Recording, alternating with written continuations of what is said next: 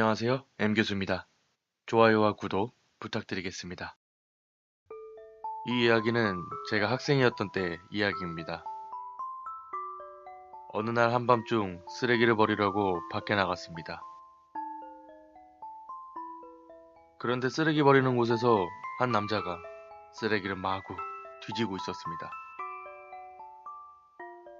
너무 어두워서 얼굴은 보이지 않았지만 오른팔이 없다는 것만은 확실히 알 수 있었습니다. 그때는 그저 장애인인가? 변태인가?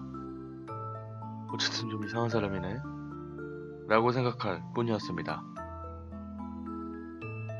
하지만 왠지 기분이 나빴기 때문에 결국 그날은 쓰레기를 버리지 않고 그냥 집으로 들어갔습니다. 다음날 그 쓰레기장에 갔더니 토막난 사체가 나왔다고 큰 소란이 일어나 있었습니다. 여러 개의 쓰레기 봉지에서 각각 다른 신체 부위가 발견됐다는 것이었습니다. 우리 마을에서도 오른팔이 발견되어서 우리 집에도 경찰이 탐문 수사를 왔었습니다. 그래서 저는 그날 보았던 오른팔이 없던 남자에 관해서 이야기했습니다. 혹시 그 오른팔이 없던 그 남자 팔은 아니었을까요? 라고 말하자 경찰은 비슷한 목격담이 있었다고 말했습니다. 하지만 목격된 쓰레기장마다 왼손이 없었다, 다리가 없었다는 등 남자의 몸에 없는 부위가 달랐다고 합니다. 나는 역시 그 잘려나간 몸을 찾고 있는 게 아닐까요? 라고 농담조로 말했습니다. 경찰도 쓴웃음으로 대답하고 탐문은 그렇게 끝이 났습니다. 그리고 결국 범인은 발견되지 않은 채 사건은 마무리되었습니다.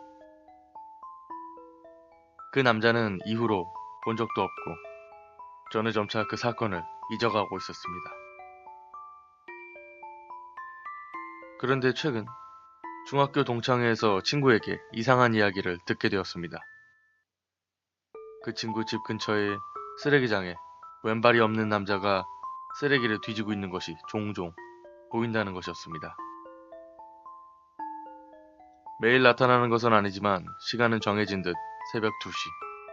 잠시라도 눈을 떼면 그 사이에 사라지고 쓰레기가 있던 곳에 가도 아무런 흔적이 없었다는 겁니다. 그렇다면 그 남자는 토막살인당한 피해자의 유령일까요? 혹은 그는 10년째 자신의 왼발을 찾아 부천을 떠돌고 있는 것일지도 모르겠습니다. 그리고 앞으로도 계속 그러겠지요. 왠지 불쌍하다는 생각만 듭니다. 하지만 목격된 쓰레기장마다 왼손이 없었다, 다리가 없었다는 등 남자의 몸에 없는 부위가 달랐다고 합니다. 나는 역시 그 잘려나간 몸을 찾고 있는 게 아닐까요? 라고 농담조로 말했습니다. 경찰도 쓴웃음으로 대답하고 탐문은 그렇게 끝이 났습니다. 그리고 결국 범인은 발견되지 않은 채 사건은 마무리되었습니다. 그 남자는 이후로 본 적 오른팔이 없다는 것만은 확실히 알 수 있었습니다. 그때는 그저 장애인인가? 변태인가? 어쨌든 좀 이상한 사람이네 라고 생각할 뿐이었습니다.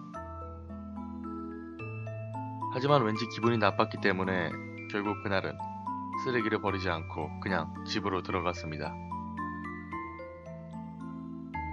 다음날 그 쓰레기장에 갔더니 토막난 사체가 나왔다고 큰 소란이 일어나 있었습니다. 적도 없고 저는 점차 그 사건을 잊어가고 있었습니다.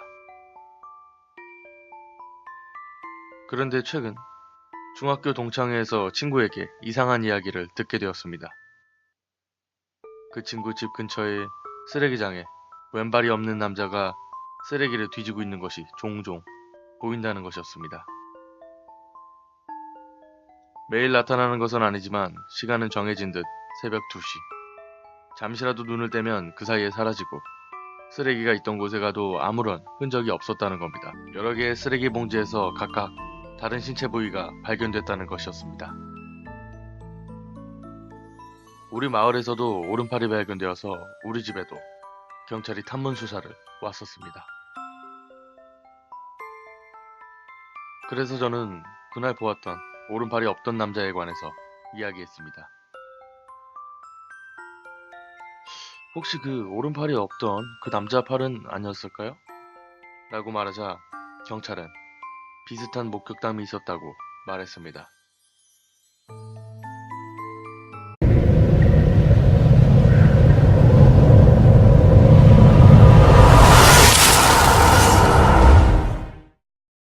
안녕하세요. M교수입니다.